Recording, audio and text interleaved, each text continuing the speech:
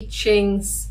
I've been reading out of Swami Kriyananda's autobiography, The Path, or The New Path. And I'm hoping that in doing so, you will see how loaded with Yogananda's original teachings this book actually is. Today I'd like to read to you, first of all, I want to say Happy St. Patrick's Day. And I'd like to read to you this excerpt.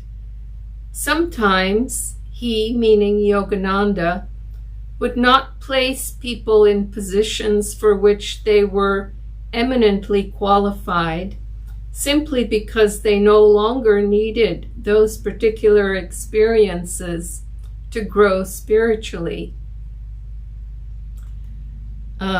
One might have thought, for instance, that he would have called upon all his most advanced disciples to help him in the ministry. In fact, he did say that he appointed as ministers only those who, in former lives, had developed the requisite spiritual qualifications. But along with those specific qualifications was the still more pressing question of what we ourselves needed to grow.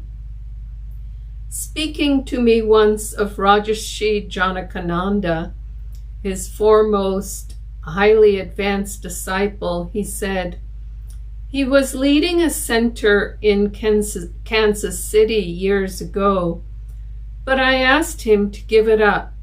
Service in that capacity was no longer necessary for his spiritual development. Of course, this is in the chapter entitled True Teaching is Individual.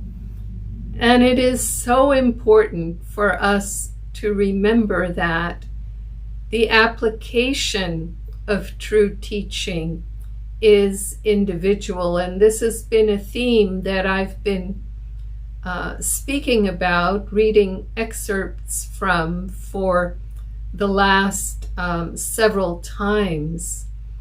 You know, it's so easy. I've heard it so often. I myself was born into a non-religious family, and so I found myself being a perfect target for those, as I was a child, for those who wanted to convert me to their particular brand of Christianity and such.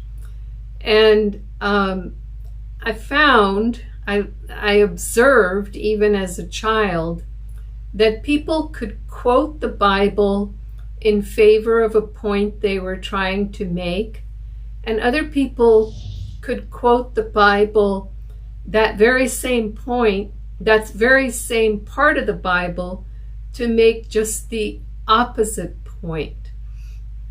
And it's not that they were wrong, it's just that they were applying it in the way that they were willing to and wanting to interpret it and apply it.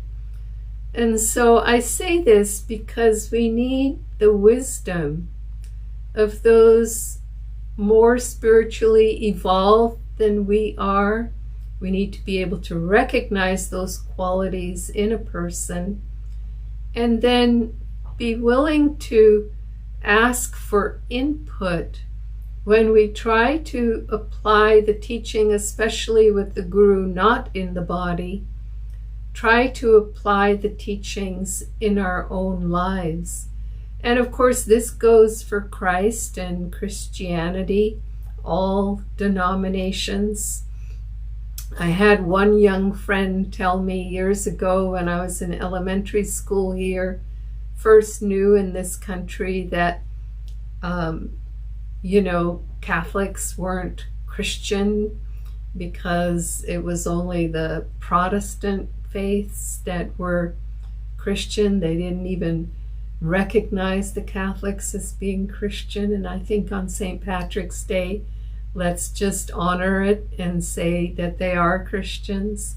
But having said that, people will find their own ways, as they have for Christ, as they have for the Buddha, as they do for Yogananda's teachings and this lineage that he represents.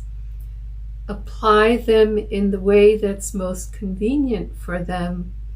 And the true guru, as this chapter illustrates, applies them in the way that is most beneficial for that individual's spiritual growth in that moment.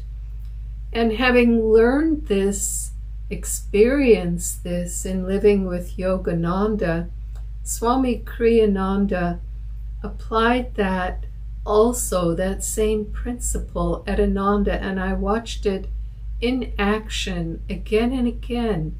And I came to not just observe it, but begin to understand it, because I could see where somebody would walk out of a counseling session with him that I was blessed to be present at, with a certain guidance, and the next person on that same point might be given slightly different guidance. And these people would meet up with each other in another part of the community at some point. They'd compare notes and they'd say, no, he said this, no, he said this. And they were both right, because the guidance he was giving them was, he wasn't changing the truth or the teaching, he was simply applying it according to their own spiritual needs in that moment, karmic needs.